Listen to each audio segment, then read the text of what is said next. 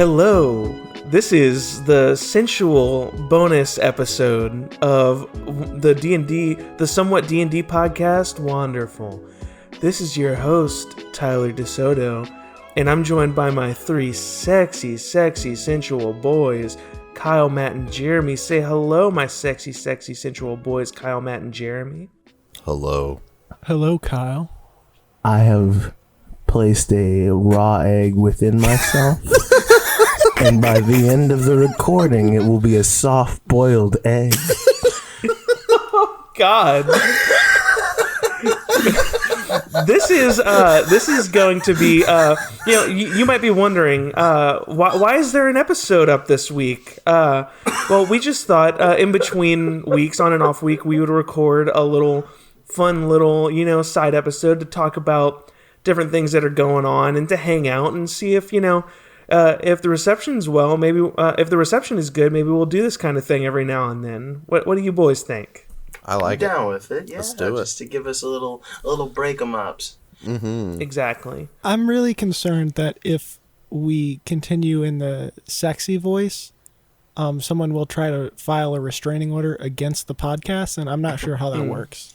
I don't know that. Well, you see, all the reviews we've been getting, unfortunately, say that the show isn't quite sexy enough. Yeah, and that's why we're not, getting picked up by major advertisers and major podcast networks. Is that they're just not quite sexy and or horny enough. A lot of people don't know this, but early episodes of the podcast, you'll hear some editing out, and it's not because my long deceased cat was meowing in the background. It was in fact all the Barry White music and the sound of a fan blowing thousands of rose petals onto my nude body as I recorded. We were going to do a video element of this, but we couldn't really get it synced up in a way that worked with the audio portion of the podcast. So that's a little behind the scenes movie magic. The sexy has always been here, and I was bringing it. Yeah. We just thought it would be too much, honestly. Is the thing. And it's really hard to balance. And it's really hard to work around an industrial-sized fan just blowing thousands of rose petals like tiny razors against my nude body. Well, that's actually what I was going to say. Is it sucks that no one's going to see that, because I wanted to give a shout out to your spouse for the whole time she had the rake. The rake was going, and they were getting it back. Really, just shoveling it was just the a rose cycle. petals into the flow of the fan. They were really a trooper. It really is crazy. Y'all only had 300 rose petals, so they had to really quickly run and grab them and cycle them back around just constantly. And it was so impressive. I will say it will make it a little bit easier to focus without them constantly running back and forth in the background with a bag and a rake, Yeah, exactly. And then, getting the bag to not be in frame, because sometimes you dump it. Yeah. It's a whole, they did their you best. Guys out there know what I'm talking about. Anyway. D&D. We're taking this kind of loosey-goosey. We're kind of, just having fun here. We've got a couple things we're going to talk about. We're going to take a few questions. We're going to answer some of y'all's questions as well. So for now, let's just start with, I want to know how you guys are feeling. I want to know how both Kyle, Matt, and Jeremy are feeling, and how Carveth, Alandi, and Bon are feeling about what's going on. Well, I feel like Carveth and Matt's perception of what's going on. You had to think about your own name longer than you had to think about Carveth. Yes. Well, I mean, you're really getting into it, Matt's the mask. Carveth is who he truly is. Yeah, Matt's getting put to the side at the moment. But he's plugged into the machine. We're part of the Matrix. So I feel like Carveth and Matt, the person, both don't know what the fuck is going on. That's such a long way of saying I don't know. Yeah, no, I mean, that's true. You could have just you basically just audibly shrugged your shoulders. Yes. But in the longest winded way possible. In the slowest shrug. You did one shoulder at a time, like it was a It was like a slow wave, yes. But yeah, so Carveth is really more concerned with his, obviously, like, he wants to, figure out, what happened to our parents, and he wants to get to that goal. And, he's concerned, what's going on, with the world and why we're kind of being targeted, so to speak. But I think his greatest concern is the protection of Bon and Alandi. So that's his main concern. He's kind of making sure we're all staying together, we're all protected. Even though he is the youngest, it's the fact that he wants to prove himself to his brothers that kind of drives him to try to protect them as well. So I think for me as the player, I am super hooked. Like, everything so far is just like one thing after another is like pulled me deeper into both the world and like trying to, I don't know, whenever I play D&D outside of the like show, I always try to, it takes me a little bit to get into my character, but like from episode 1 with these characters, I feel like we all established a it felt like a closer bond than I have had with other, like, playing with other teams or whatever. But also, like, I was immediately into trying to discover who Bon is, and I am in, like, some ways, like, because we're only level 3 and, like, just really scratching the surface of a deeper mystery, obviously, and everything. Yeah. But I think more to that, Bon himself is just, like, it feels like every time he opens another door to get answers to a question as to what's going on, he's just in another room with like 2 more doors or 3 more doors. And like, he's like, these are all really important and they could potentially lead to the exit I'm trying to get to, but what if I don't go through this one right now? And like, now people are in comas and they were stuck in some dream sequence and they're shadow people. And like, I don't know. I feel like he's just like, it's a lot, almost shell-shocked in a way. Again, like, even not to like keep that as like an ongoing trope for him, but I feel like from the beginning with his like clash with the Acolyte of the Tide, I believe, things were just like left like book slam closed, and then now this stuff is sort of like, oh shit, what's going on? No, you can't stick around and ask questions. Get the fuck out. He's kind of caught his pants around his ankles. It's like one of those books. Do you guys remember growing up having those books where I've read books. No, shut up. So so it's like those like decision books, like you Rainbow go through Choose Your Own Adventure. Choose Your Own Adventure. Yeah. So like for Bond, so like it feels like you almost got to the end at the end of the book, but it like shot you all the way back to like the beginning. Well, I can tell you that Jeremy is really excited to find out what Alandi sounds like every episode. Oh my god! I figured we get to that as a question, a talking point anyway, of like us always forgetting our own goddamn voice. I try so hard to do the same one, and I'm quite confident it's been a different either voice that or like one of you guys will do a really good voice or like a really good version of your voice, and I get so swept up in listening to how you're in character that I start doing your voice, and it's really, really hard. You're getting a little more consistent with it, Jeremy, I will say. Okay, well that's good. It would be hard to get less consistent. At the beginning, I changed his voice like every 5 minutes. Like every other line. Yeah. Hey, it's me, Alandi.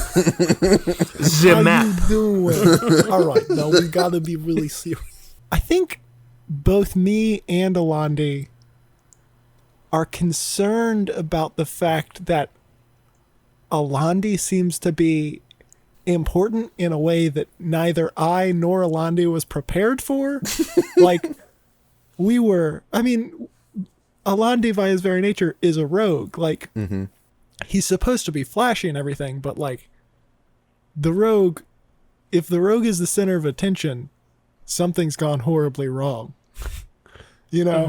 And that means I might just full start like going into like, Alandi's gonna become like a mafia boss. That's now his new goal. It's like, if I'm gonna be in the spotlight, let's be in the spotlight, baby. Let's get crimes, branding, branded crime, t-shirts.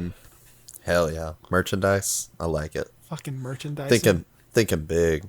A building and business. So I mean, to you answer your did have question, that. Alandi is coming up with T-shirt designs. That's what. You did have that whole business in that dream sequence. True. You just took over that stand. We didn't get time to include it in last episode, but Alandi showed me he has a copy of The Secret that he keeps. What, believing in yourself, is that what it is or something? I don't know. Yeah, literally. It's a little scroll that is just a mirror. And it turns out Manifestation, I was the you know. dragon Ye old warrior all secret. along. It's understanding what live, laugh, love truly means. Let's see. That's How- the true ending of this story.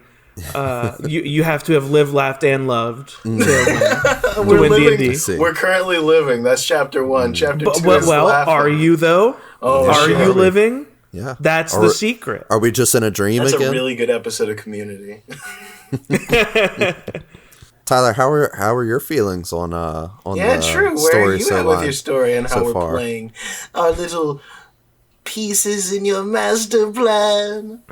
I am very much so enjoying the way things are going. It's kind of forcing me to, rethink elements of the story and the way to get to certain elements, and I really love the collaborative nature of D&D storytelling, Yeah. Like I can only have so much planned. Have you found you had to trim the fat a lot with some of the stuff you've written? Yeah, I have and haven't. Like, it's pretty easy to tell when something's done and, like, it's time to move on from it, Have there been, be honest, have there ever been any moments where you're like, they're never going to get this. It's out. We're done with it.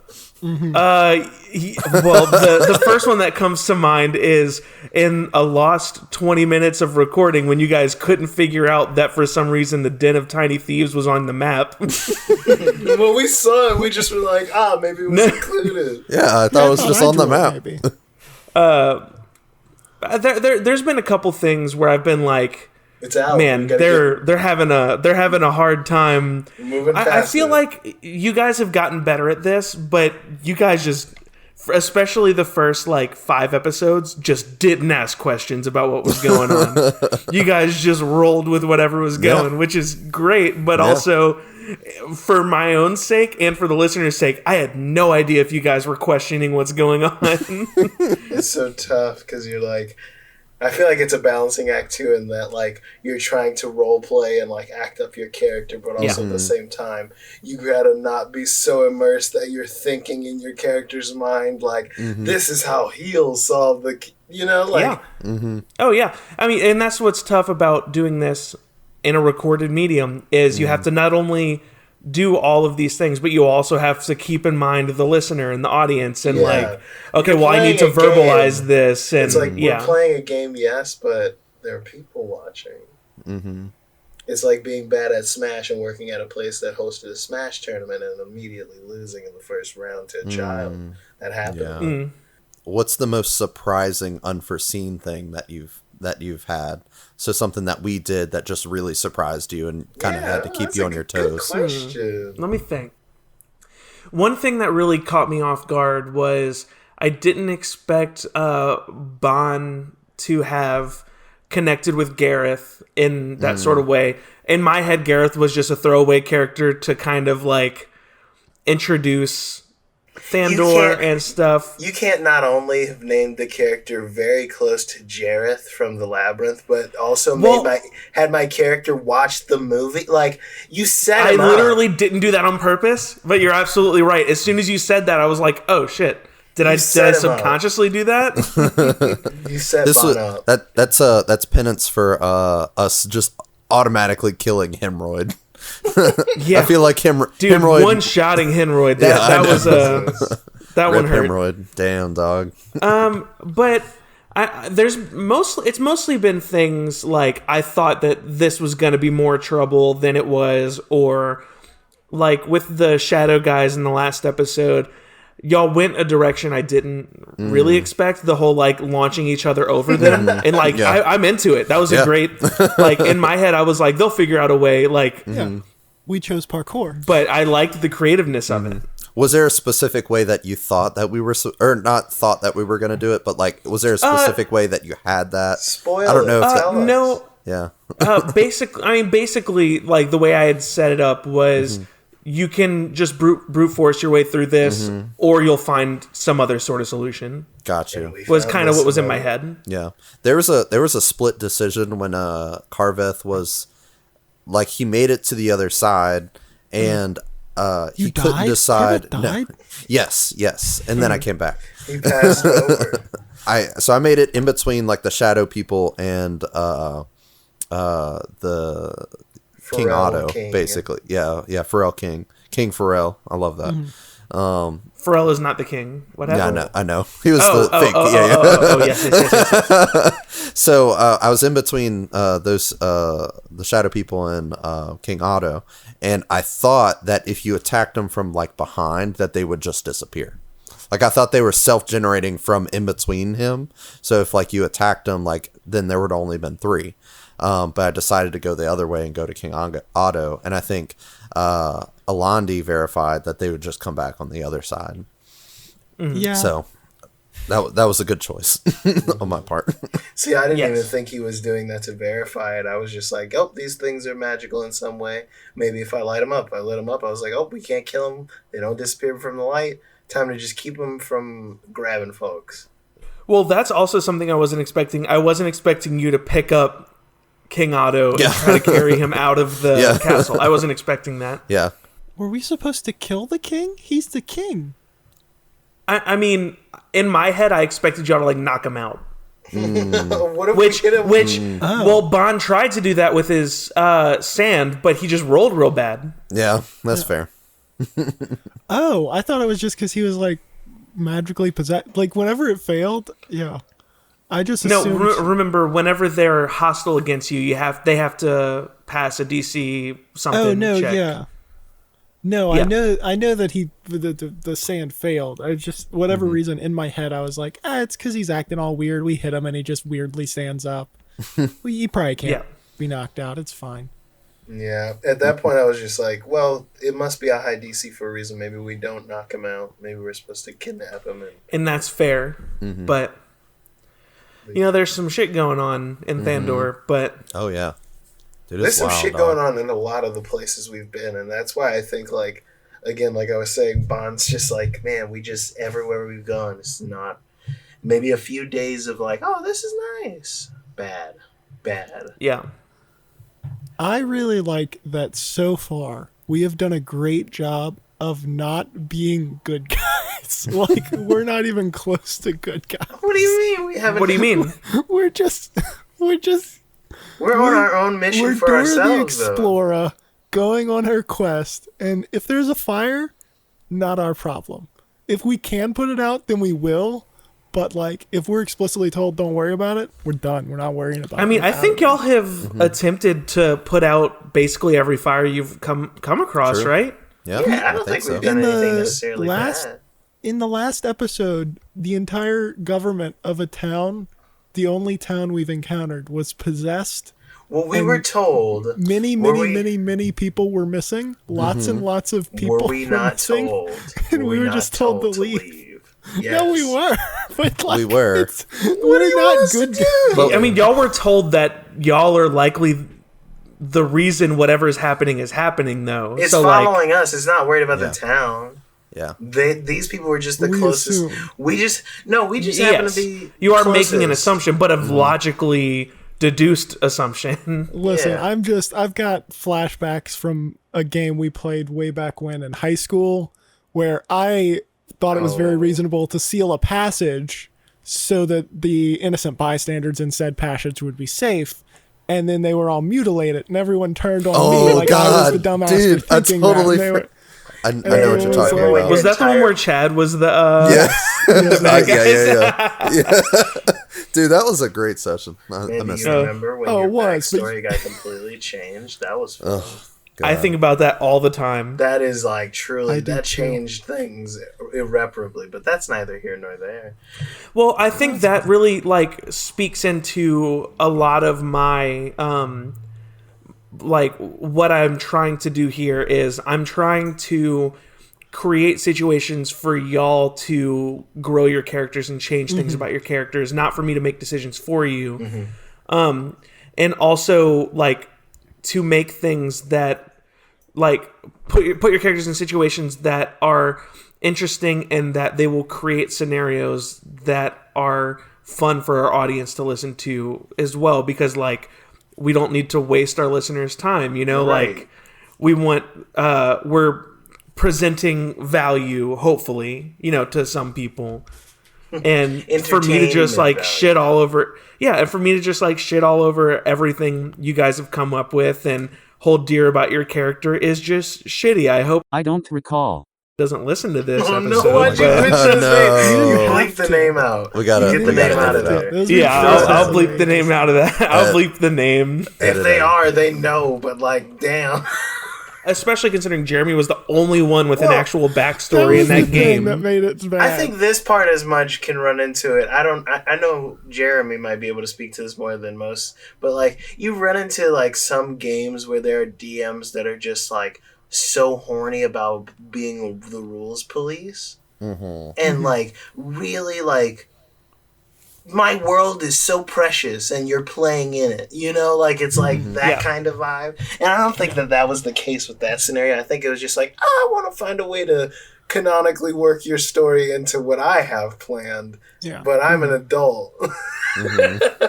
But there's like really good ways to do that. Like I have things planned. Like I had a plan beforehand because this is a story that I had written before I turned it into a D&D campaign. Right. And like once we started building your characters, I started to figure out, okay, how do I incorporate these things without steamrolling or changing things that you said about your character, you know?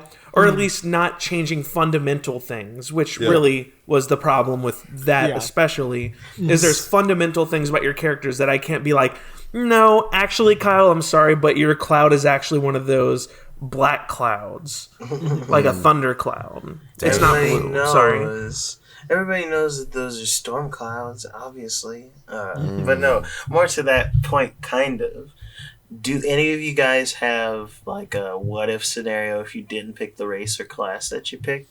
Or like in case one of us kicks the bucket, do you have like an idea of like maybe a backup boy or gal? Because I don't. That's a I good just had a question. race Yeah, that I I don't- kind of wanted to play that I was Yeah. like, man, in all my years of D&D, I've never played a goblin for anything. Can you play a goblin? Yeah, you can. You can be a playable goblin. I've never been a goblin anything. Like off the beaten path kind of goblin character. Like not necessarily your like a rogue or like whatever. Like I want to do something fun and interesting if I did do something different before A goblin Yeah. bard? A game. Exactly. Or like a goblin Yeah. like what's the thing? Artificer, where it's like more of a tinkery boy. I feel like Goblin Artificer would actually like that feels like, because I don't know if it's just me in my head. The two versions of goblins that I can think of are like the shamany tribal goblins, and then like the goblins who have like are actually super highly advanced technologically. And then I think of the third like D&D, like the mindless drove goblin, Yeah. where it's just like this thing is here solely to be hit. That's something I'm really striving for, is to like I don't want to be that like rules are king show, and like that has its place. People love that, and that's great. I don't think that that's the wrong way to do it. It's just I don't think that is as I personally don't think that's as fun, or I don't think it lends to as much like doing something silly or jokey. Just, you know, that's my preference. Yeah. I think what's really interesting is this is my first experience really delving into developing a character and thinking more along the aspects of like, it's almost like these characters to us and hopefully to the listeners too. They're alive and they're constantly changing and, you know, growing and I think that's really interesting because it's the first time I've really had that experience of getting that deep into a character. Like I know we've played stuff in the past, but this is the first time that I'm really like delving deep into like it. super invested in the character. And that might also just be because this is the longest D&D campaign I've ever played. So. Same, Dude. We are not far enough for you to that to be true. That's really But that actually leads to a good question. What is a way that each of you thinks your character has changed, or how you play your character has changed over the last 10 episodes? Alandi has gotten dumber but more successful. Fair. Becoming a real like- biff. Like Alandi's plans, I feel like early on were good plans that just kept failing. But then when I started throwing batshit stuff at the wall, I started rolling really well simultaneously. Like my two most effective plans are cutting holes in a tent to see into it and crawling on the ground in front of a desk. I feel like in a weird way, Bon has kind of stepped into kind of a leadership role when it comes to like getting to wherever it go, like the plan is or whatever. It may not make a plan or whatever, but once the plan is in action, it's like, okay, I, the cleric, shall step through the door first. And I don't mind it at all because like I have enough heals to be able to both take care of the people behind me, but also like handle my own with like the way he's built. But also like I talked to you in the background of things that I have cooked up for potentially how emotions are swayed and the story progresses and how Bond kind of deals with things. There's a couple routes Bond might venture down. There's no set in stone thing, but like whatever he does end up being on will be a decision made because it's what Bond would do, and it will be very fun. I'm excited to see how the story progresses and how he deals with the current situation, because right now he's got a comatose person on his hands. An entire government, like Jeremy kind of pointed out, is just missing. There are people after him, and his brother is apparently wanted by weird people skin robots. I think for Carveth, one thing that's changed just in how I originally thought that he would act. I know in like early discussions, I had him more as like a brash, like ready to fight, like just ready to pick a fight with anybody and ready to like, catch some hands, but just kind of naturally he became more of like the centered one in the group, because very early on, Bon and Alandi both had some pretty significant, we had some beef. Some pretty we had significant a little bit of family emotion. beef. Yeah, there was family beef. Little heritage beef. It's well-cooked beef. So he naturally just kind of became that more centered, Level-headed character, I think, level-headed, which, kind of makes sense with where I have him going in this direction right now. I think I would agree and say that I think Carveth has changed the most over these 10 episodes. But I think you all, and that's just how this goes, you're figuring out who your characters are as we play them, like every decision you're faced with forces you to, learn more about who your character is, So I would say, just to give a frame of reference, I would say we're probably about maybe a little around a quarter of the way through the story. Oh, wow. Oh. I mean, we're at 10 episodes, about where we are. We're probably around that, maybe just under a quarter of the way through the story. So does that mean this next episode is going to be something saucy?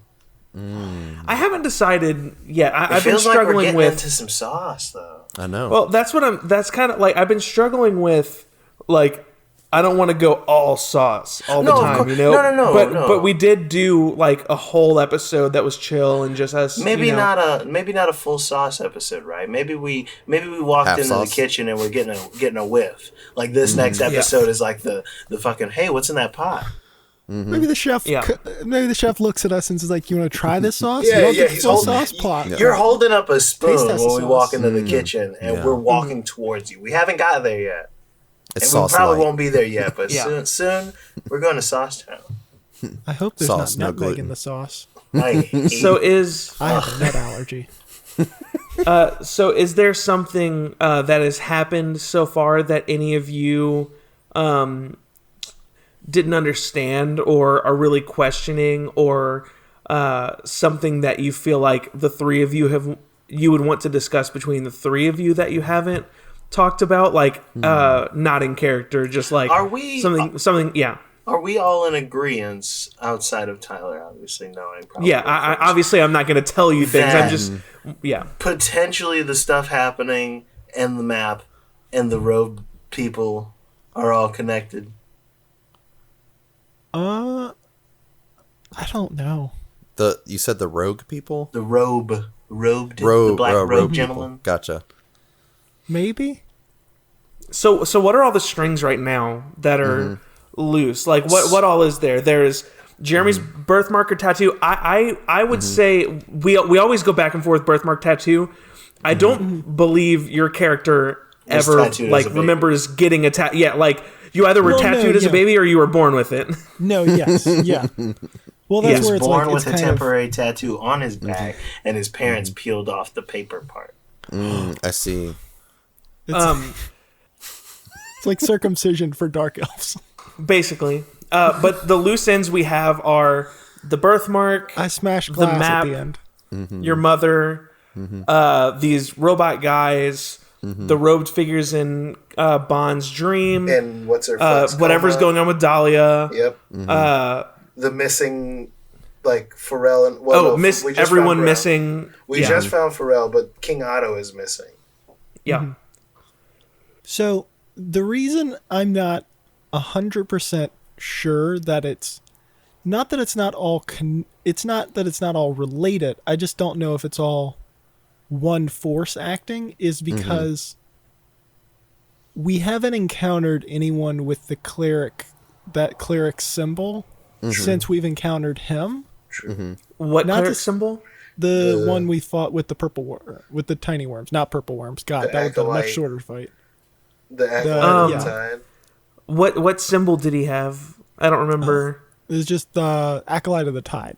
I don't remember what the symbol was either. I think we do. I think I did write that down somewhere. Let me go back and. I just wrote his name down and sucks. Because I wrote down what he had. So got his belongings. And now I have dead. Dead. Because like we've had tons of encounters since then, and even like the robots that we fought. If they were working together and being like on the same team, you would think that they would have the same symbol. But like they don't. They have, if I remember correctly, they have faded out my symbol, or Alandi symbol, I should say. Makes me think that there's something else not related to the Tide people. I'm not trying to sway your thinking in either direction, but I have no idea what symbol you're talking about with the acolyte of the Tide. I thought I had something written down for it, but I didn't see anything. The closest I could come to looking through my notes is whenever he entered the room, he was swinging a chain thurible or a chain sensor, is what that's called. No idea what symbol you're talking about. Not trying to convince you that your thought process is wrong, but the acolyte of the Tide didn't have any sort of like specific symbol. Well, then how do we know he was an acolyte of the Tide? He kept telling That's how he introduced himself. He literally told us twice that he was the acolyte of the Tide. Yeah. I'm sorry, time out. What kind of fucking acolyte? Do you understand why I hated him? Of their religion. Do you not understand why I hated the man? He had to tell me he was a fucking cleric. Yeah. I've got a cool fucking piece of ice from the sky that's all colorful. Not to besmirch the dead, but like, no, besmirch him. He was very shitty at his job. An acolyte should be acolyting people. I will say, in his defense, you don't know what his job is. So you don't know that he's shitty at it. Oh yeah, I do know what his job is. It's being worm food. His job should be spreading the good Lord's word of tide goes in, tide goes out. No one knows how that works. That's the moon. Come on, man. My girlfriend turned into the moon. He just had that head from that fucking episode of Futurama where they put the beer bottle in the moon guy's eye. That's what a symbol is. The symbol is a caved-in forehead now. Oh no! Oh God. Jesus Christ. Fair. I think it was actually his chest that was caved in. Oh Listen, God. parts were caved in. That's a fun one where it wasn't my original plan, but as we started going, I decided before that last episode that the Acolyte of the Tide would be dead when you found him. Oh my god! That wasn't in my original plan, but the way that things were escalating. We were happily talking about how excited Well, we like were. the way that like the emotional stakes were building, I felt like I just kind of all of a sudden was like, it makes so much more sense to put that into the story that he would be dead, thus causing emotional turmoil. You robbed me. The trauma. My heart. Damn. Drama writing bastard. Taking away the satisfaction. Who put this bowl of onions here? Well, anyway, that's all we got for this here sexy. What? I don't know. Anyway. Jeremy just started losing his fucking mind. I just wasn't expecting it. It's just like Just immediately So, back yeah, into it. That's a I'll sign. professional. I said I was gonna sign us well, off. goodbye, guys. That's professional. I am an man. actor. I can turn it on and off. I will. Bro, he's got the That's fucking. it. You got the touch. Switch. But anyways, What's this up, is guys? Tyler signing off on this Hang on, sexy, I'm removing- sensual bonus episode of I'm Wonderful. removing the egg as we speak. Who How wants would you breakfast? describe the doneness of that egg? It's got a. Oh wait, this is a deviled egg. Oh, weird. You got a Satan in your butt. I forgot about your butt egg. Goodbye, everybody. And yeah, if you like this, we'll probably do another one again. Let us know you liked it if you did. Send in and- questions. Up his butt next time. Send in Bye-bye. questions. Send in Yeah, send in questions. Bye-bye. Ask me about my egg. Wait, we got Ask to Kyle do about his sexy egg. goodbye. Bye-bye. Sexy goodbye. Goodbye. Oh, yeah, sexy goodbye. Oh. Tyler first. Goodbye. Goodbye. Goodbye, my lovelies. Fuck yeah. Gross. Gross.